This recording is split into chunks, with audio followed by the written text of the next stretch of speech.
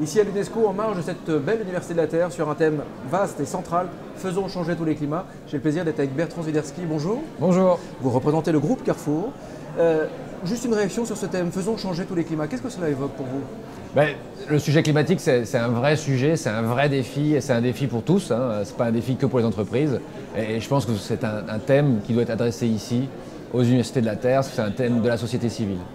Et d'ailleurs, vous savez, Carrefour, nous sommes engagés à réduire de 40% nos émissions de CO2 d'ici 2025, avec une échéance un peu plus longue de moins 70% d'ici 2050, ce qui montre bien que voilà, c'est un sujet pour Carrefour, pour la société civile, et ça donne bien du sens d'être ici aux universités de la Terre.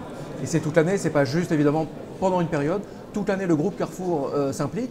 S'implique de quelle manière? Vous avez plusieurs leviers d'engagement, j'imagine.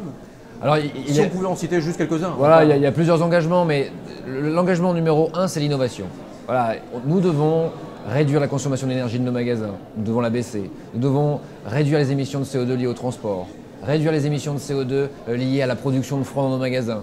Et tout ça, ça passe par l'innovation. Donc, vous voyez, par exemple, on a fait un salon de l'innovation pour essayer de trouver les nouvelles solutions. On ne les a pas encore, et il faut les créer. Et c'est aussi ce qui est enthousiasmant dans le sujet climatique, c'est qu'il faut trouver de nouvelles solutions pour arriver à un magasin autonome en énergie.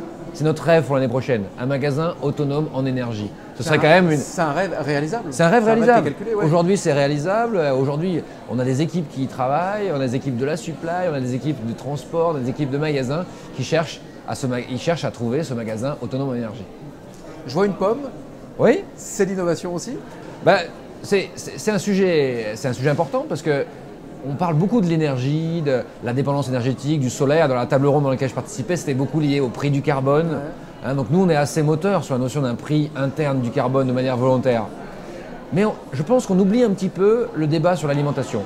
21% des émissions de CO2 sont liées à l'alimentation. Et vous voyez, il y a des choses qui sont assez aussi enthousiasmantes.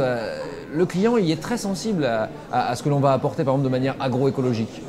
L'agroécologie, vous savez, c'est faire moins de traitements, aucun traitement après récolte, supprimer peut-être la médicalisation dans les filières alimentation animale, etc. Tout ça, le client, si on lui explique, il y est très sensible. Et en même temps, ce sont de bonnes solutions pour le climat. Donc vous voyez, nos pommes, issues de l'agroécologie, c'est Alexandre Pro qui les produit à 40 km d'ici, il en est très fier. Et tous les jours, je déjeunais avec lui cette semaine, tous les jours il essaie de trouver des méthodes favorisant la biodiversité dans ses vergers, etc. C'est assez enthousiasmant et notre client le sent bien. Qui dit alimentation, moi ça me fait penser à un autre thème très très impressionnant et très dur à cerner, le gaspillage. Comment vous, Carrefour, vous appréhendez ce thème, ce sujet du gaspillage? Alors là, vous avez raison, un tiers de la nourriture qui est produite dans le monde n'est pas consommée. Et on dit même que si le gaspillage alimentaire était un continent, un pays, ce serait le 3e pays émetteur de CO2. Donc vous voyez bien qu'agir aujourd'hui sur le gaspillage alimentaire ou contre le gaspillage alimentaire, c'est limiter les émissions de CO2. Donc je vous donne des choses très très simples. Nous, déjà dans nos opérations, on y travaille, on essaie d'aller plus loin, etc. Mais surtout, on essaie de travailler dans les filières. Donc par exemple, vous voyez, on se pose la question de la banane. Sur 1000 bananes dans un arbre, seulement 747 sont mangées par nos clients. Comment on peut faire pour augmenter ce ratio? Moins perdre de bananes. Et par exemple, vous voyez, dans nos magasins, on va encourager nos clients, on le fait déjà en Roumanie, à manger des bananes plus vertes. Quand elles sont plus vertes, elles vont durer plus longtemps. Et là, c'est de l'accompagnement sur le long terme. On accompagne un peu nos clients à comprendre, à trouver les bonnes solutions. L'ananas aussi plus vert, il durera plus longtemps. Vous savez, la banane, quelquefois, elle est toute seule. Les clients ne nous en veulent pas. Vous voyez, dans un rayon, une banane toute seule, les clients n'en veulent pas. Pourquoi ne pas les remettre ensemble, faire un prix dessus, etc. Enfin, on doit trouver, on doit innover aussi, c'est pareil. Ça va être beaucoup d'enthousiasme, d'innovation pour essayer de trouver toutes les solutions pour réduire le gaspillage alimentaire. Vous paraissez plutôt optimiste. Oui, de toute façon, mon message, c'est aussi qu'il faut l'être. Il faut de l'enthousiasme. C'est pas uniquement un sujet dramatique.